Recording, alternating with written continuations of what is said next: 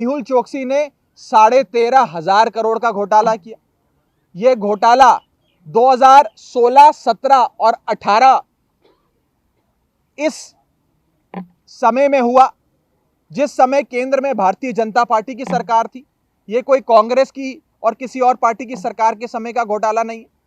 और समय समय पर भारतीय जनता पार्टी की सरकार को इस घोटाले के बारे में अवगत कराया गया। यहां तक कि प्रधानमंत्री जी के अपने कार्यालय को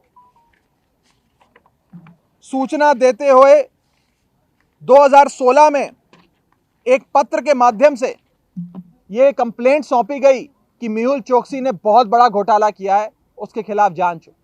ना 2016 में जांच हुई, ना 2017 में जांच हुई, ना 2018 में जांच हुई। और जब वो शख्स फरार हो गया तो भारतीय जनता पार्टी की सरकार ने उसे पूरी तरीके से रेड कारपेट ट्रीटमेंट देते हुए एक दूसरे देश में उसको रिहैबिलिटेट किया, पुनर्स्थापना करी, नागरिकता दिलवाई और उसके खिलाफ चल रहे सारे रेड कॉर्नर नोटिस समाप्त कर दिए।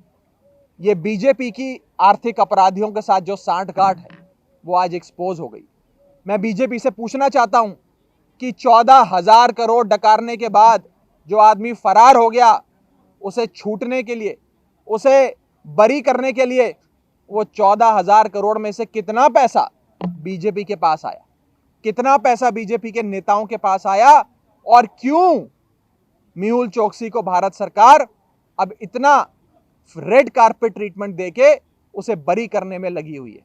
इन सवालों का जवाब हम चाहेंगे कि केंद्र में बैठी सरकार जरूर दे, क्योंकि आज देश की जनता ये जानना चाहती है कि क्यों वो शख्स जो उनके खून पसीने की कमाई का 14,000 करोड़ रुपए डकार गया, उसे केंद्र सरकार ने बाइज्जत बरी करने का काम किया। मेहुल चोकसी ने 13,500 करोड़ का घोटाला किया।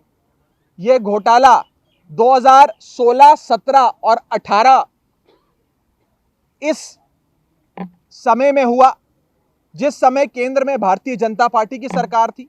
यह कोई कांग्रेस की और किसी और पार्टी की सरकार के समय का घोटाला नहीं है। और समय समय पर भारतीय जनता पार्टी की सरकार को इस घोटाले के बारे में अवगत कराया गया। यहां तक कि प्रधानमंत्री जी के अपने कार्यालय को सूचना देते हुए 2016 में एक पत्र के माध्यम से यह कंप्लेंट सौंपी गई कि मेहुल चोकसी ने बहुत बड़ा घोटाला किया है, उसके खिलाफ जांच हो। ना 2016 में जांच हुई, ना 2017 में जांच हुई, ना 2018 में जांच हुई। और जब वो शख्स फरार हो गया तो भारतीय जनता पार्टी की सरकार ने उसे पूरी तरीके से रेड कारपेट ट्रीटमेंट देते हुए एक दूसरे देश में उसको रिहैबिलिटेट किया, पुनर्स्थापना करी, नागरिकता दिलवाई और उसके खिलाफ चल रहे सारे रेड कॉर्नर नोटिस समाप्त कर दिए। ये बीजेपी की आर्थिक अपराधियों के साथ जो सांठगांठ है वो आज एक्सपोज हो गई। मैं बीजेपी से पूछना चाहता हूं कि 14,000 करोड़ डकारने के बाद जो आदमी फरार हो गया, उसे छूटने के लिए, उसे बरी करने के लिए वो 14,000 करोड़ में से कितना पैसा बीजेपी के पास आया, कितना पैसा बीजेपी के नेताओं के पास आया और क्यों मेहुल चोकसी को भारत सरकार अब इतना रेड कारपेट ट्रीटमेंट देके उसे बरी करने में लगी हुई है।